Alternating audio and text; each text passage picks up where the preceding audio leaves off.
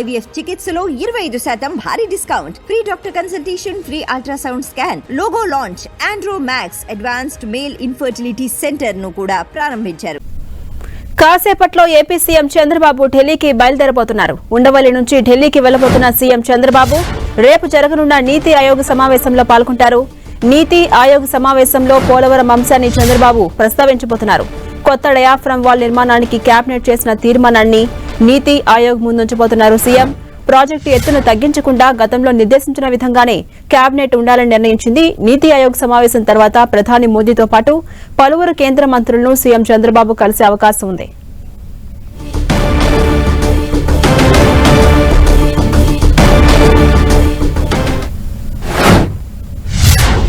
Updates మా ప్రతినిధి జయరాజ్ అందిస్తారు. జయరాజ్, మరి కాసేపట్లో ఢిల్లీకి చంద్రబాబు వెళ్లబోతున్నారు.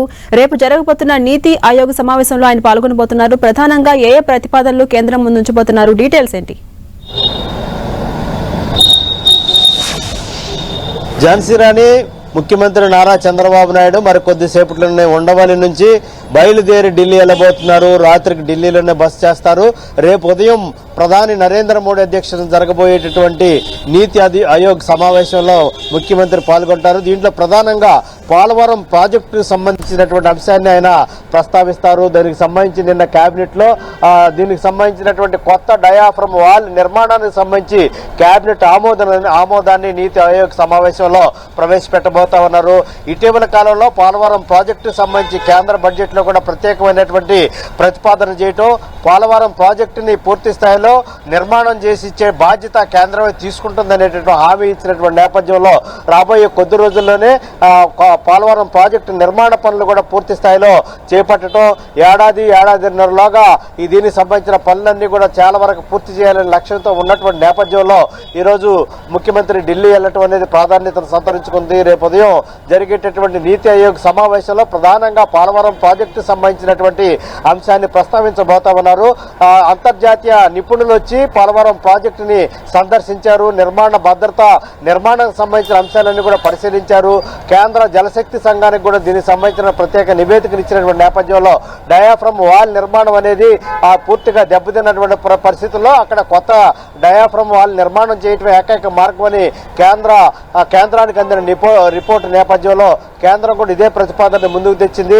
ఈ నేపథ్యంలో ఇప్పుడున్నటువంటి పాత డయాఫ్రమ్ వాల్కి సంబంధించి ఏమాత్రం పనికిరాదని తేల్చిన నేపథ్యంలో దాని స్థానంలో కొత్త డయాఫ్రమ్ వాల్ నిర్మాణం చేస్తేనే భద్రత, పూర్తి స్థాయిలో ప్రాజెక్టు కూడా అనుకూలంగా ఉంటుందని తేల్చినటువంటి నేపథ్యంలో దీనికి సంబంధించిన కూడా పూర్తి నివేదికను కూడా నిన్న కేబినెట్ ఆమోదించింది. ఈ నివేదికని కేంద్రానికి సమర్పించే నేపథ్యంలో రేపు ఉదయం జరిగేటటువంటి నీతి ఆయోగ్ సమావేశంలో ముఖ్యమంత్రి పాల్గొంటారు. అనంతరం ముఖ్యమంత్రి ప్రధాని నరేంద్ర మోడీతో కూడా సమావేశం అయ్యే అవకాశం ఉంది. ఇటీవల కేంద్ర బడ్జెట్లో రాష్ట్రానికి సంబంధించినటువంటి అనేక అంశాలను కూడా ప్రస్తావించడం, వాటికి సంబంధించిన ఆర్థిక సహాయం చేసే విధంగా ముందుకొచ్చినటువంటి నేపథ్యంలో ప్రధాని నరేంద్ర మోడీని, ఆర్థిక మంత్రి నిర్మలా సీతారామన్ మరికొంతమంది మంత్రులు కూడా కలిసే అవకాశం ఉంది. ముఖ్యంగా అమరావతి నిర్మాణం కోసం 15,000 కోట్ల రూపాయలను కేంద్ర బడ్జెట్లో కేటాయించడం, వెనుకబడిన జిల్లాలకు సంబంధించిన ప్రత్యేకమైన నిధులు కేటాయించడం, రైల్వే జోన్కు సంబంధించిన ప్రత్యేకమైనటువంటి నిధులు కేటాయింపు చేయటం, అదేవిధంగా రైల్వే సంబంధించినటువంటి కొత్త లైన్లకు సంబంధించినటువంటి అంశాలు కూడా ప్రతిపాదనలు అన్ని కూడా కేంద్ర బడ్జెట్లో పొందుపరిచినటువంటి నేపథ్యంలో కేంద్ర ప్రభుత్వానికి ధన్యవాదాలు జరిపే కార్యక్రమాన్ని కూడా ముఖ్యమంత్రి చేస్తారని చెప్పి సమాచారం ఉంది. అయితే రేపు ఉదయం నీతి ఆయోగ్ సమావేశం అయిన తర్వాత ప్రధానిని, నిర్మలా సీతారామన్ని, అదేవిధంగా మరికొంతమంది కేంద్ర మంత్రులు కలిసిన తర్వాత రేపు రాత్రికి తిరిగి ముఖ్యమంత్రి నారా చంద్రబాబు నాయుడు అమరావతికి వచ్చేటువంటి అవకాశం ఉంది. Right, thank you Jayaraj.